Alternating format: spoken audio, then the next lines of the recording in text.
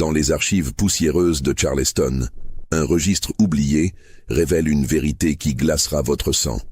Des êtres humains élevés comme du bétail, leurs enfants vendus comme marchandises de luxe, leurs corps mesurés et catalogués dans un système d'une froideur industrielle qui opérait dans l'ombre de l'Amérique du XIXe siècle.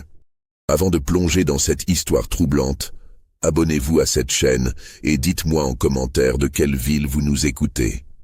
Cette histoire va vous marquer à vie. Ce que vous allez découvrir aujourd'hui n'est pas une fiction. C'est le témoignage glaçant d'un jeune homme qui a risqué sa vie pour infiltrer un réseau secret et qui a payé le prix fort pour avoir voulu révéler la vérité.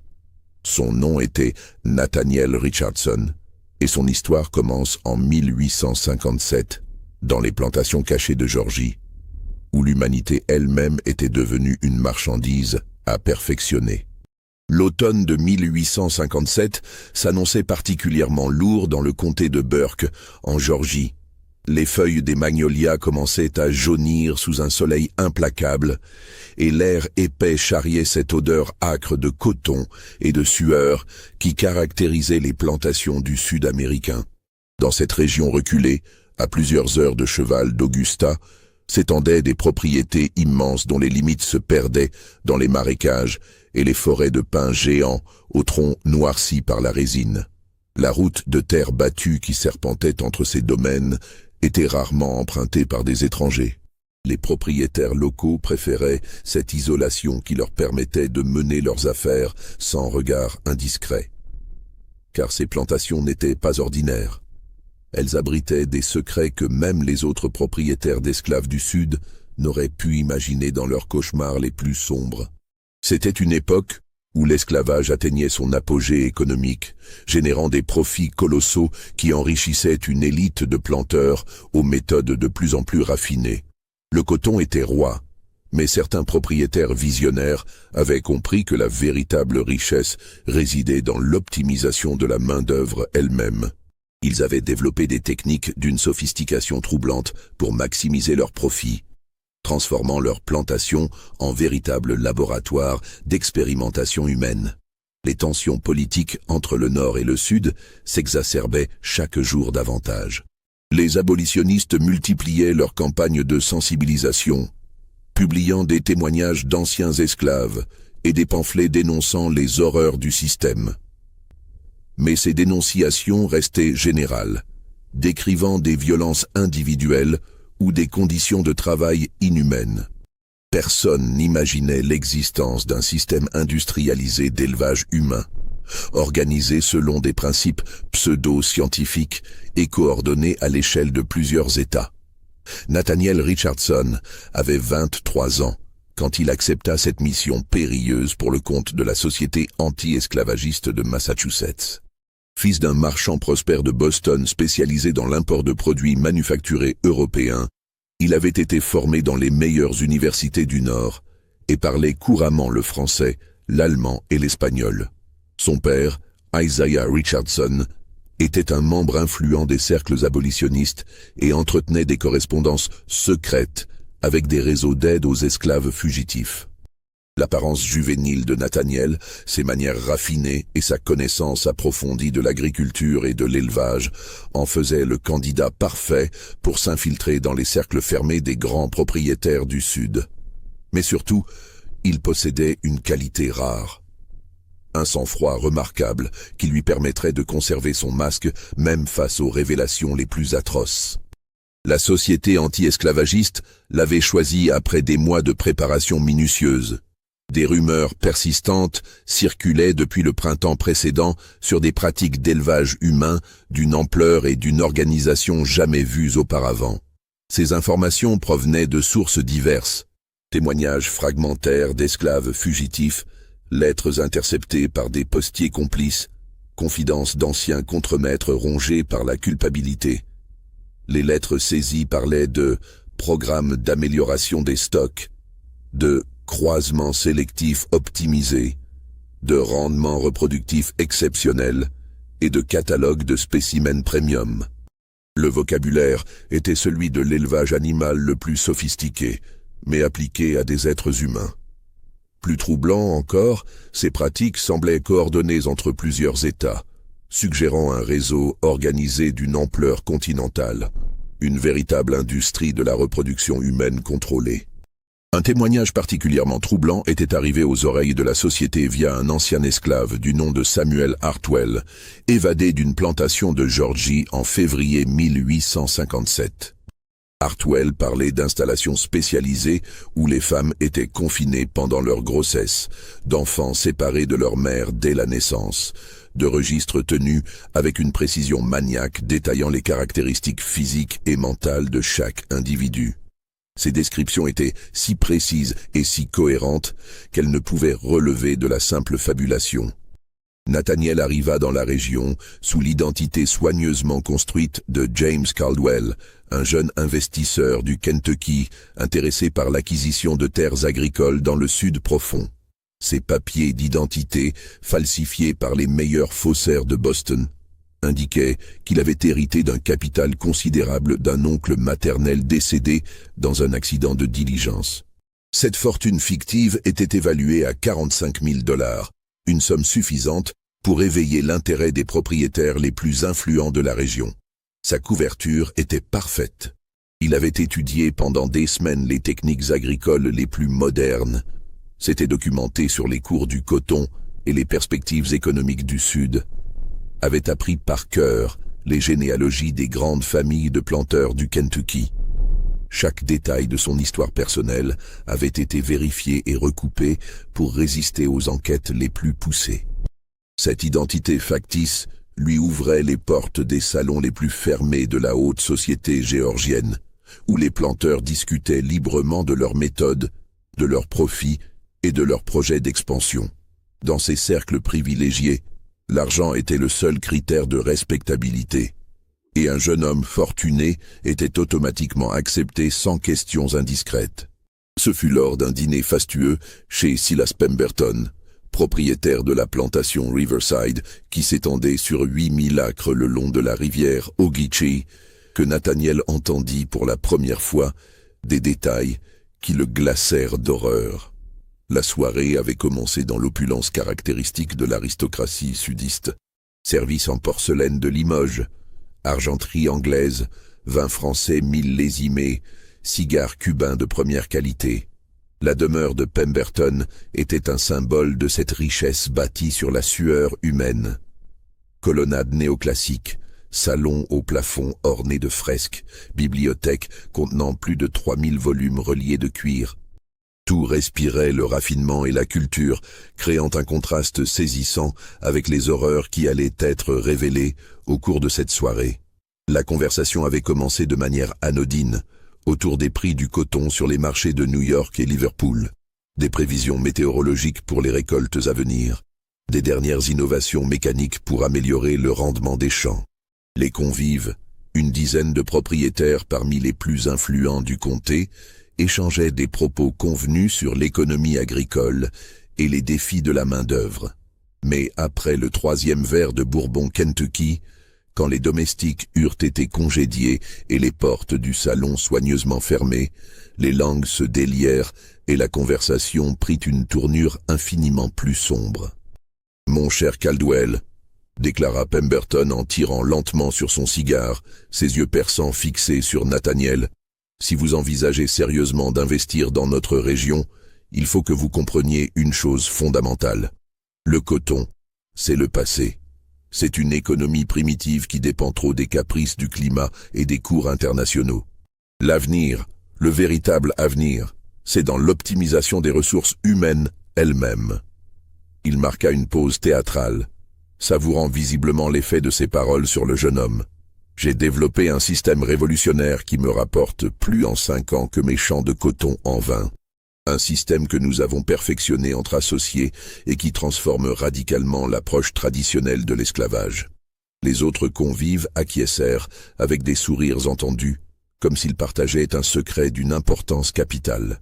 Augustus Fairfield, dont la plantation Magnolia Grove s'étendait sur plus de 10 000 acres dans la partie ouest du comté, se pencha vers Nathaniel avec un air de conspirateur, sa voix baissée à un murmure théâtral.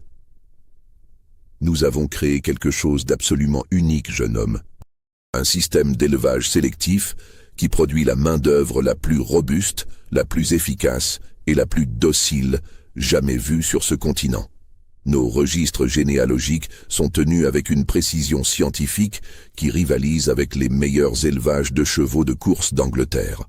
Chaque naissance, chaque croisement, chaque caractéristique physique et mentale sont consignés dans nos livres selon des méthodes que nous avons développées et affinées pendant près de 15 années d'expérimentation. Nathaniel sentit son sang se glacer dans ses veines, mais il parvint à conserver une expression de curiosité intéressée, hochant la tête comme si ces révélations éveillaient son instinct commercial. Fascinant, vraiment fascinant. Comment procédez-vous exactement? Quels sont vos critères de sélection? Ce fut Jeremiah Hawthorne qui répondit, un homme aux traits anguleux et aux yeux d'un bleu glacial qui semblait percer l'âme de ses interlocuteurs. Sa plantation, Willowbrook, était réputée dans tout le sud pour produire les esclaves les plus prisés des marchés de Savannah et Charleston, des individus qui se vendaient parfois jusqu'à 2000 $ pièce, un prix exorbitant pour l'époque. La méthode est d'une simplicité géniale, mais son application demande une rigueur absolue, commença Hawthorne d'une voix froide et méthodique. Nous sélectionnons nos reproducteurs selon des critères scientifiques précis. Force physique mesurable, résistance aux maladies épidémiques, docilité comportementale, aptitudes spécifiques à certaines tâches, intelligence pratique, longévité familiale. Les femelles les plus prometteuses, nous les appelons nos poulinières premium, sont systématiquement accouplées avec des mâles choisis pour leurs qualités complémentaires selon des calculs généalogiques complexes. La voix de Hawthorne était clinique, dénuée de toute trace d'humanité ou d'émotion. Il parlait d'êtres humains comme s'il s'agissait de bétail de race, avec une précision scientifique qui rendait le propos encore plus glaçant et révoltant. Nous tenons des registres généalogiques aussi détaillés que ceux des chevaux de course de Louisville ou des taureaux reproducteurs des meilleures fermes du Yorkshire. Chaque individu possède sa fiche complète remontant sur 3 générations minimum. Augustus Fairfield reprit la parole, son visage éclairé par la satisfaction du propriétaire fier de ses innovations. Nos partenaires du Mississippi, de l'Alabama, de la Caroline du Sud et même de la Louisiane nous envoient régulièrement leurs spécimens les plus prometteurs pour des échanges génétiques. Nous avons créé un véritable réseau d'amélioration de la race, comme d'autres échangent des semences de coton ou des plants de tabac. Le résultat ? Une amélioration constante et mesurable de la qualité de notre cheptel humain. Les semaines qui suivirent cette révélation initiale furent pour Nathaniel un plongeon progressif dans un monde d'horreur calculé qu'il n'aurait jamais imaginé possible, même dans ses cauchemars les plus noirs. Accepté dans le cercle restreint des éleveurs progressistes, comme ils se surnommaient entre eux avec une fierté déplacée, il eut progressivement accès aux documents les plus secrets de leur organisation clandestine. L'intégration ne se fit pas du jour au lendemain. Ces hommes étaient prudents, habitués au secret, et ils testèrent longuement la discrétion et la fiabilité du nouveau venu avant de lui révéler l'étendue véritable de leurs activités. Nathaniel dut faire preuve d'une patience remarquable, multipliant les visites cordiales, les dîners mondains, les parties de chasse, gagnant progressivement leur confiance par sa connaissance approfondie de l'agriculture et son apparent enthousiasme pour leur innovation.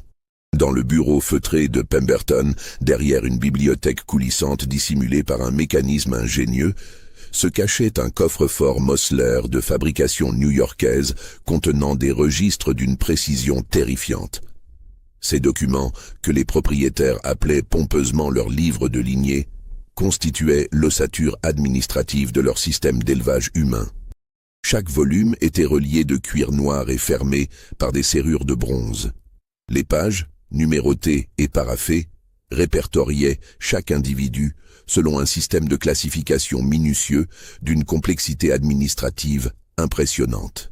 Chaque personne possédait un numéro unique à 6 chiffres, accompagné de mesures anthropométriques détaillées prises avec des instruments de précision.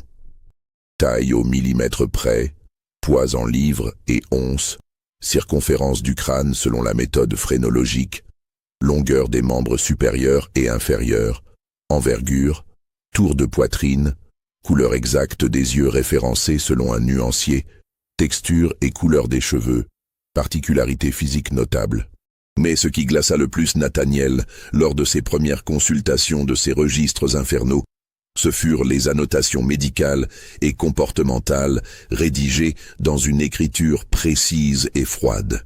Résistance exceptionnelle aux fièvres marécageuses, aptitude naturelle remarquable pour les travaux de force, tempérament particulièrement docile et soumis, intelligence supérieure à la moyenne de sa catégorie raciale, prédisposition héréditaire aux affections pulmonaires, tendance à la rébellion nécessitant surveillance renforcée.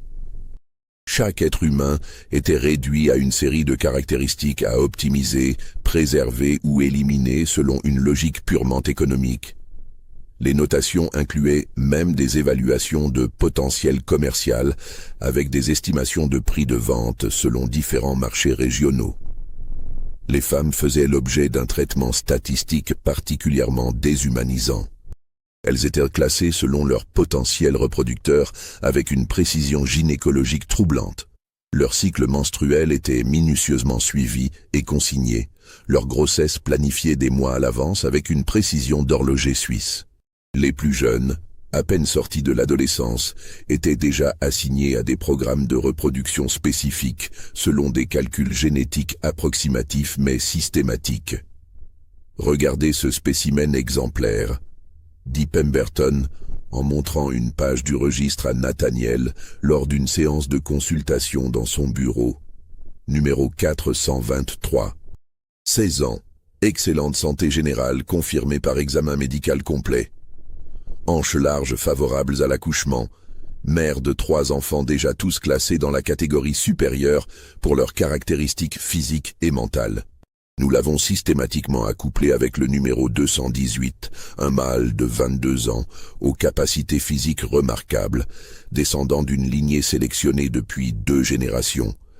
Leur descendance se vend à prix d'or sur les marchés les plus exigeants de Charleston et Savannah. Nathaniel dut s'agripper discrètement au bord du bureau d'acajou massif pour ne pas vaciller sous le choc de ces révélations. Ces hommes parlaient de planification génétique humaine, avec la même désinvolture technique qu'un éleveur discutant de l'amélioration de ses chevaux de trait ou de ses vaches laitières. Mais le plus atroce était encore à découvrir dans les tréfonds de leur système. Les registres révélaient l'existence de catégories spécialisées correspondant à des besoins économiques précis. Les travailleurs de force étaient sélectionnés pour leur robustesse physique et leur endurance, destinés aux travaux les plus pénibles dans les plantations de coton, de tabac ou de canne à sucre. Les domestiques de luxe étaient choisis pour leur apparence, leur intelligence et leurs aptitudes aux tâches délicates destinées au service dans les grandes maisons bourgeoises du Nord ou les demeures aristocratiques du Sud. Les artisans spécialisés étaient formés dès l'enfance aux métiers techniques, forge, menuiserie, maçonnerie, couture fine, cuisine raffinée. Une catégorie particulièrement sinistre était celle des spécimens d'études, des individus présentant des caractéristiques physiques ou mentales jugées intéressantes pour la recherche. Ces malheureux servaient de cobayes pour les expérimentations médicales menées par les médecins complices du réseau, des hommes qui avaient perverti leur serment d'Hippocrate pour servir cette industrie de l'horreur. Au fil des jours et des semaines d'infiltration patiente, Nathaniel découvrit progressivement l'ampleur véritable du réseau. Une organisation qui dépassait de loin ce qu'il avait pu imaginer lors de sa mission initiale.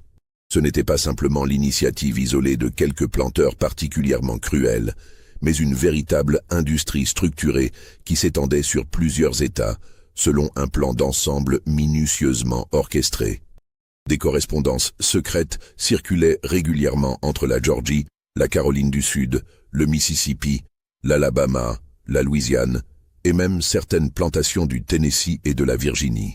Ces lettres, rédigées dans un code simple mais efficace, coordonnaient les échanges de matériel génétique, planifiaient les croisements entre lignées complémentaires, négociaient les prix de transfert des reproducteurs les plus prisés. Chaque plantation participante s'était spécialisée dans un type particulier de production selon ses avantages géographiques, climatiques et logistiques. Cette spécialisation permettait d'optimiser les coûts et d'améliorer la qualité des résultats selon une logique industrielle appliquée à l'élevage humain. La plantation de Hawthorne, Willowbrook, était reconnue dans tout le réseau pour ses travailleurs de force premium. Des hommes et femmes sélectionnés sur plusieurs générations pour leur robustesse physique exceptionnelle, leur résistance aux maladies tropicales et leur longévité au travail. Les conditions climatiques particulières de la région, avec ses marécages et sa chaleur humide, constituaient un environnement de sélection naturelle qui ne laissait survivre que les individus les plus résistants. Celle de Fairfield, Magnolia Grove, s'était spécialisée dans les domestiques de luxe, des individus choisis pour leur apparence harmonieuse, leur intelligence pratique, leurs aptitudes aux tâches délicates et leur capacité d'adaptation aux environnements urbains sophistiqués. Ces esclaves étaient destinés aux riches familles de New York, Philadelphie, Boston, mais aussi aux planteurs les plus prospères qui souhaitaient impressionner leurs invités par la qualité de leurs services domestiques.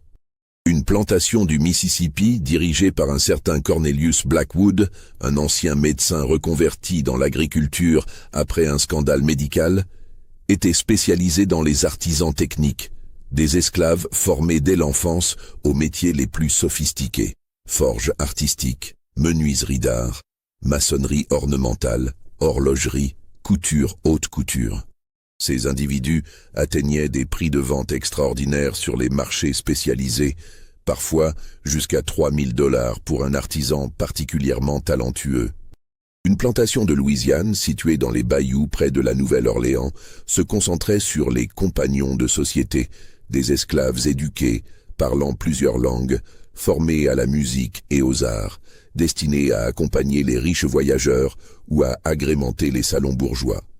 Cette catégorie particulièrement cynique exploitait les capacités intellectuelles et artistiques des victimes pour le divertissement de leurs oppresseurs. Le système révélait une complexité diabolique qui stupéfiait Nathaniel par son organisation méticuleuse. Des fiches individuelles détaillaient non seulement les caractéristiques physiques mesurables, mais aussi les aptitudes professionnelles testées, le tempérament évalué selon des grilles comportementales, les antécédents médicaux familiaux sur 3 générations, et même les traits de personnalité jugés favorables ou défavorables selon la destination commerciale prévue. Des codes couleurs sophistiqués indiquaient le statut reproducteur de chaque individu. Vert pour les femmes en âge de procréer et en bonne santé reproductive. Rouge pour les hommes sélectionnés comme géniteurs selon leur qualité génétique. Bleu pour les spécimens stériles ou jugés inaptes à la reproduction pour diverses raisons médicales ou héréditaires. Noir pour les individus destinés à l'élimination discrète en raison de défauts rédhibitoires.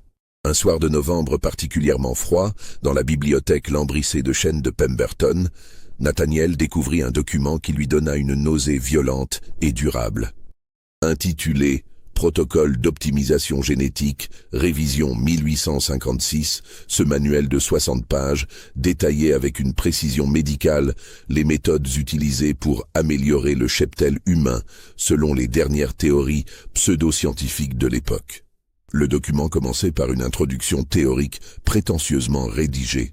L'amélioration de la race humaine de couleur par la sélection artificielle constitue un devoir moral et économique des propriétaires éclairés. Les principes établis par les éleveurs de chevaux et de bovins s'appliquent avec encore plus d'efficacité aux populations humaines, permettant d'obtenir en quelques générations des améliorations remarquables des capacités physiques et mentales. Les femmes en âge de procréer étaient systématiquement examinées par des médecins corrompus qui établissaient des certificats détaillés de qualité reproductrice, selon des critères gynécologiques, morphologiques et héréditaires. Ces examens, d'une brutalité déshumanisante, étaient menés avec des instruments médicaux détournés de leur usage thérapeutique pour servir cette sélection industrielle. Les critères d'évaluation incluaient la régularité des cycles menstruels, la largeur du bassin, l'historique des accouchements précédents, l'absence de maladies vénériennes, la santé dentaire, la qualité de la peau, la couleur des yeux et des cheveux, la taille et le poids, mais aussi des évaluations plus subjectives de l'intelligence domestique, de la docilité naturelle et du potentiel éthique. Celles jugées déficientes selon ces critères arbitraires étaient secrètement stérilisées par des interventions chirurgicales sommaires présentées comme des soins médicaux de routine. Les victimes n'étaient jamais informées de la nature réelle de ces opérations et beaucoup mouraient des suites d'infections post-opératoires dans des conditions sanitaires déplorables. Les enfants présentant des défauts physiques ou mentaux selon les standards du réseau étaient soit vendus à bas prix sur les marchés secondaires de moindre qualité, soit discrètement éliminés par diverses méthodes présentées comme des accidents ou des maladies naturelles. Cette élimination systématique des échecs génétiques faisait partie intégrante du processus d'amélioration de la qualité globale du cheptel. Si cette révélation vous donne des frissons dans le dos, likez cette vidéo et dites-moi en commentaire ce que vous pensez de ces pratiques abominables qui ont réellement existé dans l'histoire américaine. La découverte la plus atroce et la plus traumatisante attendait Nathaniel dans les sous-sols spécialement aménagés de la plantation Willowbrook, des installations souterraines que Hawthorne appelait avec un cynisme révoltant ses laboratoires de perfectionnement humain. L'invitation à visiter ces installations spécialisées était venue après plusieurs semaines de mise en confiance progressive, quand Hawthorne eut acquis la certitude que le jeune investisseur partageait leur vue progressiste sur l'optimisation de la main-d'œuvre servile. Ces bâtiments, soigneusement dissimulés au cœur de la propriété et isolés des regards indiscrets par des bosquets denses de magnolias et de cyprès, avaient été conçus selon des plans architecturaux spécifiques pour répondre aux besoins particuliers de l'élevage humain industrialisé. L'accès se faisait par un escalier de pierre descendant sur 3 niveaux souterrains, éclairé par un système ingénieux de miroirs reflétant la lumière naturelle depuis la surface. Ce que Nathaniel découvrit dans ces souterrains dépassa ses pires cauchemars d'horreur et de déshumanisation. Les pouponnières sélectives, comme les appelait cyniquement Hawthorne, étaient des baraquements souterrains où les femmes enceintes étaient confinées sous surveillance médicale constante pendant toute la durée de leur grossesse. Chaque femme occupait une cellule individuelle de 3 mètres sur 2, meublée seulement d'un lit de fer, d'une bassine de toilette et d'un seau hygiénique. La surveillance était exercée par des gardiennes spécialement formées, des femmes esclaves plus âgées qui avaient été promues à cette fonction après avoir fait leurs preuves dans la reproduction. Ces surveillantes, rendues complices par un système de privilèges et de menaces, appliquaient avec une rigueur implacable les protocoles établis par les médecins du réseau. Chaque grossesse était minutieusement suivie selon un calendrier médical strict. Les régimes alimentaires étaient adaptés de manière pseudo-scientifique selon les caractéristiques souhaitées pour l'enfant à naître. Les femmes portant des fœtus destinés aux travaux de force recevaient une alimentation riche en protéines et en fer. Celles dont les enfants étaient prévus pour le service domestique suivaient un régime différent, censé favoriser l'intelligence et la finesse des traits. Les nouveau-nés étaient immédiatement séparés de leur mère dans les minutes suivant l'accouchement et transportés dans des nurseries graduées où ils étaient classés selon leur potentiel commercial, évalué par un examen médical sommaire. Cette séparation brutale, justifiée par des prétextes d'hygiène et d'efficacité, brisait systématiquement les liens maternels pour faciliter le conditionnement ultérieur. Nous avons développé des techniques nutritionnelles révolutionnaires qui influencent favorablement le développement du fœtus, expliqua avec une fierté déplacée le docteur Edmund Crenshaw, le médecin attitré de la plantation, un homme aux cheveux gris et aux mains tachées par des décennies de pratiques inavouables. Une alimentation riche en fer et en calcium produit des enfants significativement plus robustes. Certaines herbes médicinales locales favorisent le développement de la masse musculaire. D'autres influencent positivement les capacités cognitives. Nous obtenons des résultats statistiquement mesurables et reproductibles. Dans une pièce adjacente aux pouponnières, Nathaniel découvrit les nurseries graduées, un système de séparation des enfants dès la naissance selon leur classification prévisionnelle. Les nouveau-nés étaient répartis dans des berceaux numérotés selon un code couleur correspondant à leur destination commerciale future. Cette séparation précoce permettait d'appliquer des programmes de conditionnement différenciés dès les premiers mois de vie.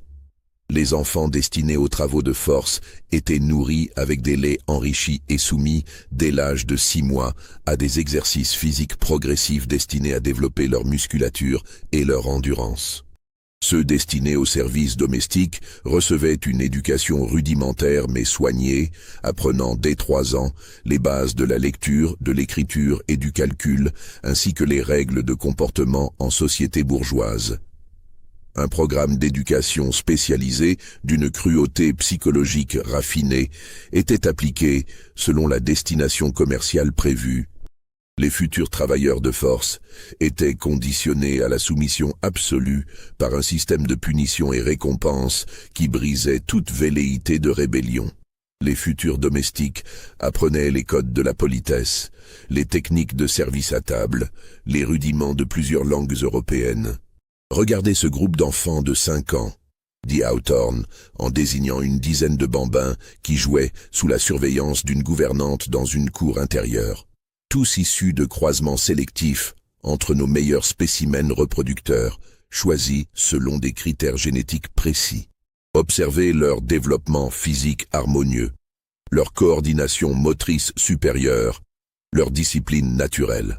Dans 10 ans, ils seront vendus comme ouvriers spécialisés de première classe, au prix de 1 800 à 2 000 $ pièce sur les marchés de Savannah et Charleston. La froideur avec laquelle il parlait de ses enfants, qui jouaient innocemment sous leurs yeux, inconscients du sort qui les attendait, révolta Nathaniel jusqu'à la moelle de ses os. Ces petits êtres humains étaient traités comme des investissements financiers à long terme, leur enfance entière planifiée selon des objectifs de rentabilité commerciale. Mais l'horreur atteignit son paroxysme quand Hawthorne lui présenta les ateliers de formation professionnelle, des bâtiments où les adolescents de 12 à 16 ans étaient soumis à un dressage intensif selon leur spécialisation future. Les futurs forgerons apprenaient le maniement du marteau et de l'enclume dans des conditions d'épuisement calculées pour tester leur résistance. Les futures couturières étaient formées sur des machines à coudre sophistiquées importées d'Europe, travaillant 12 heures par jour sur des ouvrages de plus en plus complexes. Le réseau possédait même ses propres circuits de commercialisation, une organisation commerciale parallèle d'une sophistication remarquable. Des acheteurs privilégiés, grands planteurs, industriels du Nord, riches familles bourgeoises, recevaient des catalogues illustrés présentant les produits disponibles selon leurs besoins spécifiques et leurs capacités financières. Ces catalogues, imprimés sur du papier de qualité avec des dessins précis, ressemblaient à s'y méprendre aux publicités pour le matériel agricole ou les chevaux de race. Les descriptions étaient rédigées dans le style commercial de l'époque. Femelle numéro 8, 147, 18 ans, formation domestique complète incluant cuisine française et services de table raffinés, excellente santé confirmée par certificat médical, garantie fertile avec antécédents reproducteurs satisfaisants. Prix, 1 200 $, transport inclus. Ou encore, mâle numéro 623, 22 ans, force physique exceptionnelle mesurée selon standards établis, spécialisé dans la métallurgie fine avec formation d'apprenti horloger, tempérament particulièrement docile et obéissant. Prix, 1 500 $, formation complémentaire possible. Les acheteurs les plus fortunés pouvaient même commander des productions sur mesure selon leurs besoins particuliers. Un riche planteur de Louisiane spécialisé dans la canne à sucre avait commandé une équipe de 12 jeunes hommes aux caractéristiques physiques précises pour former une brigade de travailleurs spécialisés dans les techniques de récolte les plus modernes. La commande, passée en janvier 1856, avait été livrée 18 mois plus tard avec certificat de qualité, garantie de performance et manuel d'utilisation détaillé. Un riche négociant de Charleston avait commandé une famille domestique complète.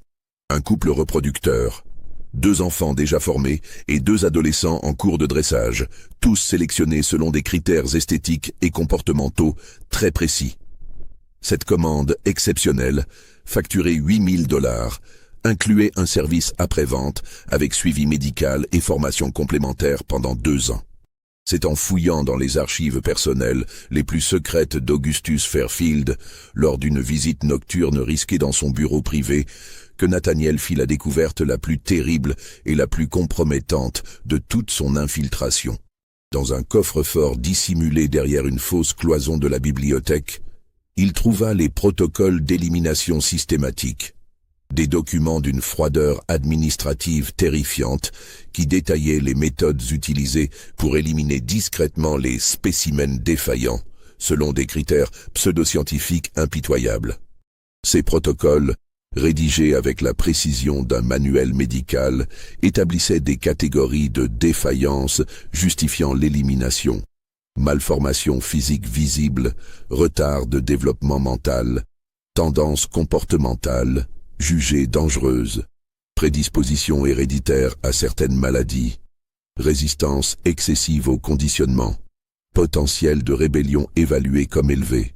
Les enfants nés avec des malformations, même légères, ceux qui développaient des troubles du comportement ou qui montraient des signes précoces de rébellion ou d'intelligence excessive, étaient systématiquement éliminés selon des méthodes soigneusement choisies pour éviter les soupçons. Les techniques variaient selon les circonstances. Empoisonnement lent par des substances végétales locales difficilement détectables, accidents arrangés lors des travaux dangereux, négligence médicale calculée lors de maladies bénignes facilement curables, ou simple abandon dans les marécages infestés d'alligators. Nous ne pouvons nous permettre le moindre sentimentalisme dans cette entreprise scientifique. Était-il écrit dans un mémorandum interne signé conjointement par Hawthorne, Fairfield et Pemberton. Chaque élément défectueux qui survit et se reproduit contamine irrémédiablement la pureté génétique de notre travail et compromet les investissements considérables que nous avons consentis. L'élimination précoce et systématique des échecs génétiques constitue une nécessité économique absolue et un devoir scientifique envers les générations futures. Le document le plus glaçant était un rapport médical détaillé de 50 pages sur les expérimentations menées par le docteur Crenshaw pour optimiser les performances reproductives et identifier les facteurs héréditaires défavorables. Ce rapport, illustré de croquis anatomiques précis et de tableaux statistiques, documentait des années d'expérimentation sur des femmes enceintes utilisées comme cobayes humains pour tester l'effet de différents régimes alimentaires, médicaments et traitements sur la fertilité et la qualité des naissances.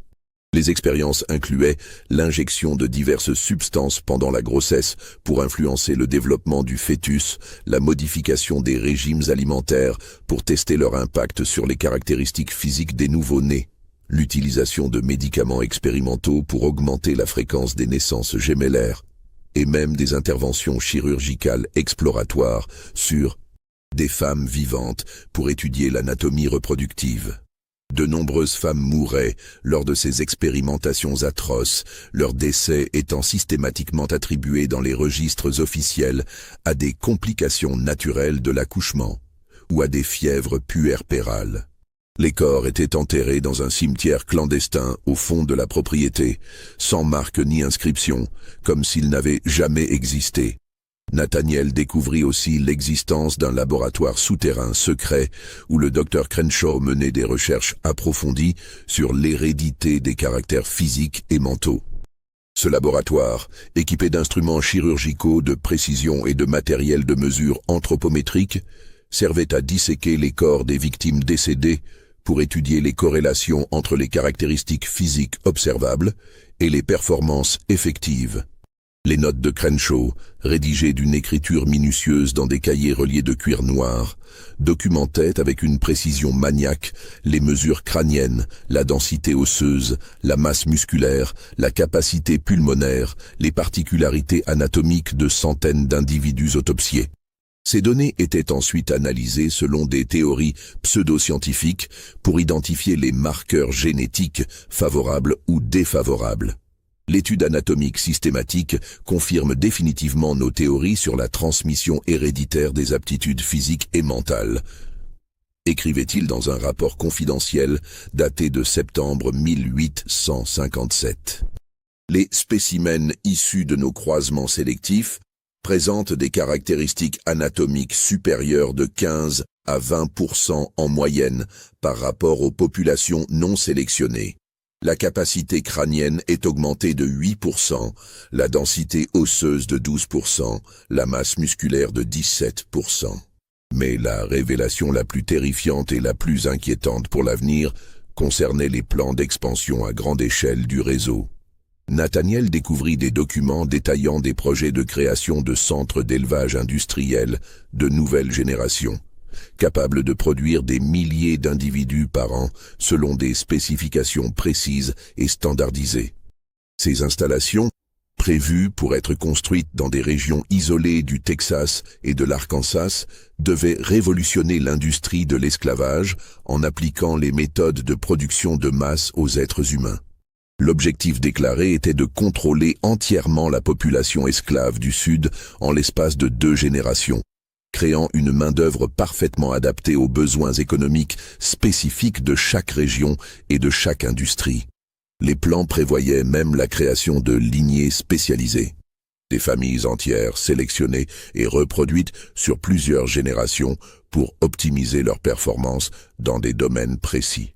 Un document particulièrement troublant, signé par tous les dirigeants du réseau, évoquait des négociations avancées avec des investisseurs européens, notamment français et anglais, intéressés par l'exportation de cette technologie d'optimisation humaine vers leurs colonies africaines, asiatiques et caribéennes. L'esclavage industrialisé selon des critères génétiques devait devenir un modèle économique mondial, une révolution de l'exploitation humaine à l'échelle planétaire. Les correspondances avec ces investisseurs étrangers révélaient l'ampleur des ambitions du réseau. Une lettre du baron français Henri de Montclair, propriétaire de plantations en Martinique, évoquait la possibilité d'adapter les méthodes géorgiennes aux populations créoles des Antilles. Un courrier du négociant britannique Sir William Ashworth proposait d'appliquer ces techniques aux travailleurs forcés des plantations de thé en Inde et de coton en Égypte. La nuit du 15 octobre 1857, par une soirée sans lune particulièrement propice aux activités clandestines, Nathaniel Richardson réussit à s'échapper de la plantation Willowbrook avec une sacoche de cuir contenant des copies soigneusement dissimulées des documents les plus compromettants et les plus accablants qu'il avait pu réunir pendant ces semaines d'infiltration paix et rieuse. Il avait passé 3 semaines à photographier secrètement les registres les plus secrets avec un appareil miniature de dernière technologie fourni par ses contacts abolitionnistes de Boston, un travail de documentation minutieux réalisé dans des conditions de stress et de danger constant. L'évasion avait été planifiée avec un soin méticuleux. Profitant d'une réception organisée par Hawthorne pour célébrer la vente exceptionnelle d'un lot de spécimens premium à un acheteur de la Nouvelle-Orléans, Nathaniel avait feint un malaise et s'était retiré dans sa chambre d'invité. Puis, vers 2 heures du matin, quand les festivités s'étaient calmées et que les gardiens avaient relâché leur surveillance, il avait escaladé discrètement le mur d'enceinte de la propriété pour rejoindre un cheval qu'il avait secrètement attaché dans un bosquet à 1 mile de distance. Mais sa fuite ne passa pas totalement inaperçue malgré ses précautions.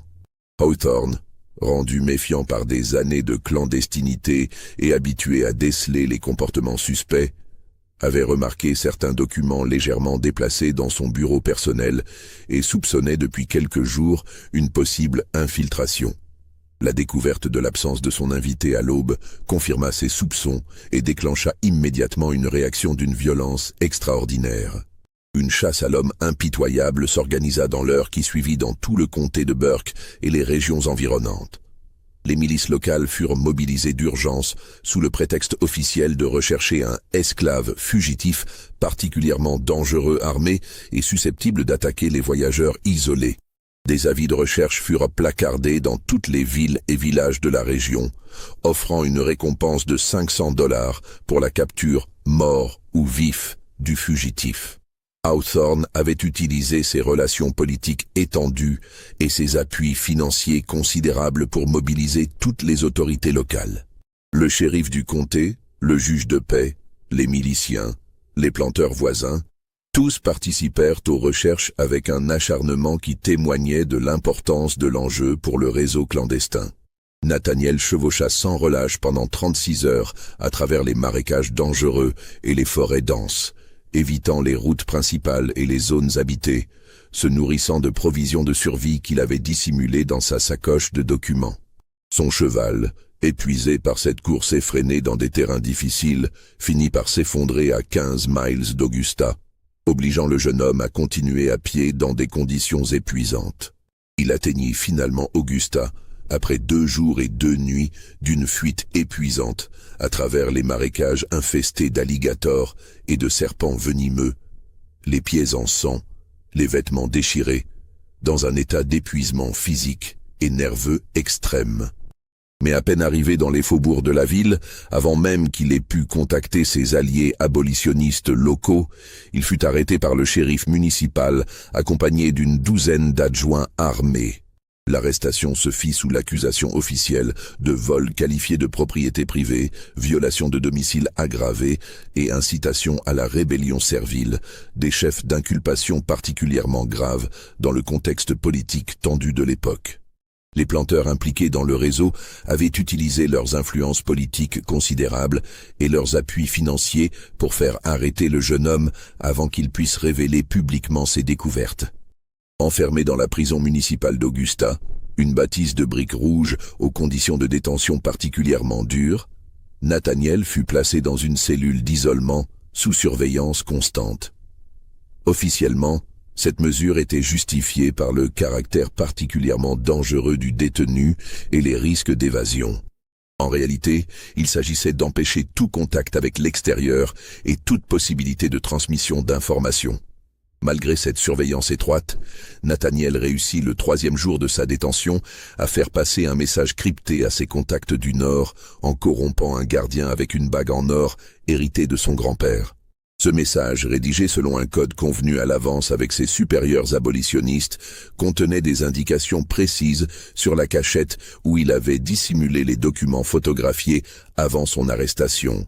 Les agents abolitionnistes infiltrés dans la région récupérèrent effectivement la sacoche de documents et la transmirent par des circuits clandestins sécurisés aux journaux abolitionnistes les plus influents de Boston, New York et Philadelphie. Mais quand les premiers articles commencèrent à paraître dans la presse du Nord, une campagne de désinformation massive et sophistiquée fut immédiatement lancée par les réseaux d'influence sudistes. Les planteurs impliqués, coordonnant leur défense avec l'aide d'avocats expérimentés et de spécialistes en relations publiques, nièrent catégoriquement et avec véhémence l'existence de telles pratiques d'élevage humain.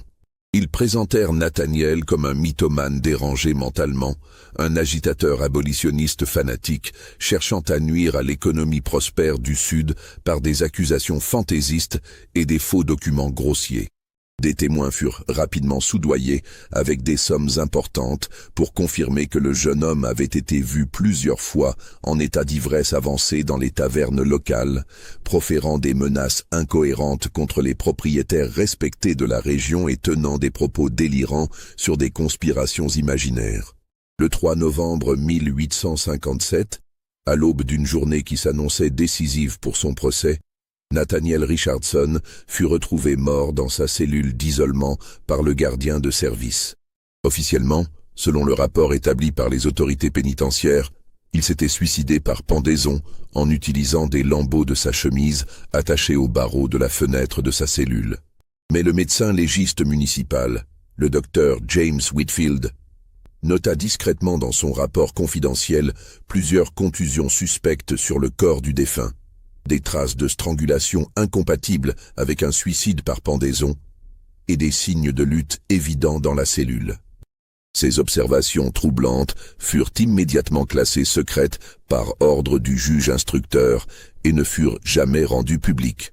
Les journaux du Nord publièrent néanmoins courageusement les documents obtenus grâce au sacrifice de Nathaniel, révélant au public américain et européen l'existence de ce réseau d'élevage humain industrialisé.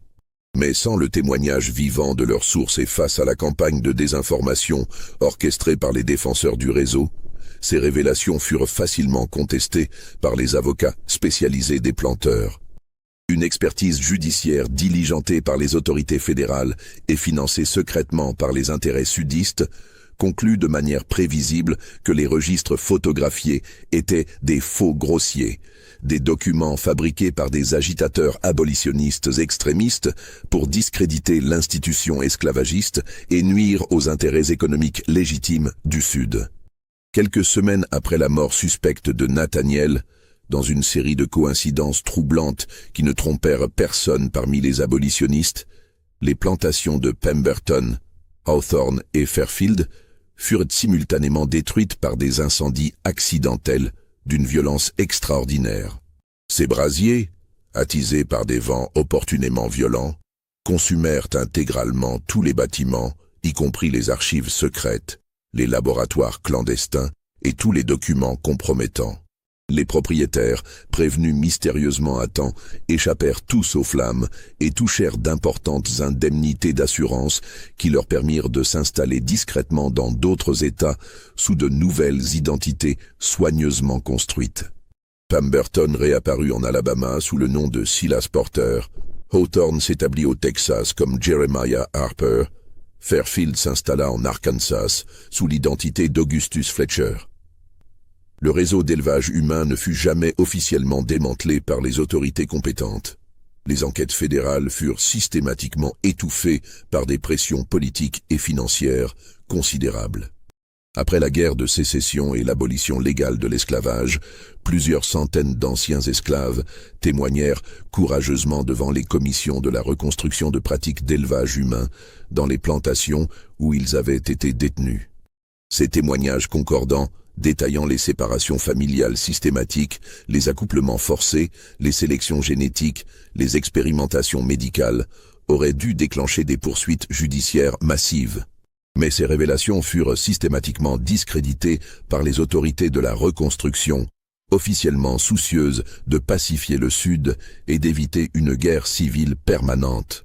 En 1923, 66 ans après les révélations de Nathaniel, un jeune historien de l'Université de Georgie, le professeur Thomas Hadley, retrouva dans les archives poussiéreuses de la Société généalogique de Savannah plusieurs registres d'élevage humain miraculeusement échappés aux destructions systématiques de 1857.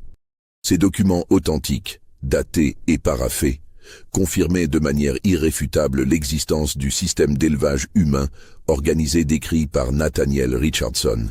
Les registres détaillaient les généalogies contrôlées, les croisements planifiés, les classifications raciales, les prix de vente, exactement comme l'avait révélé le jeune abolitionniste martyr. Le professeur Hadley prépara une publication scientifique exhaustive documentant ces découvertes historiques majeures. Mais l'administration universitaire, sous la pression de donateurs influents descendant des anciennes familles de planteurs, refusa catégoriquement d'autoriser cette publication par respect pour les familles des personnes mentionnées et pour préserver la paix sociale dans la région.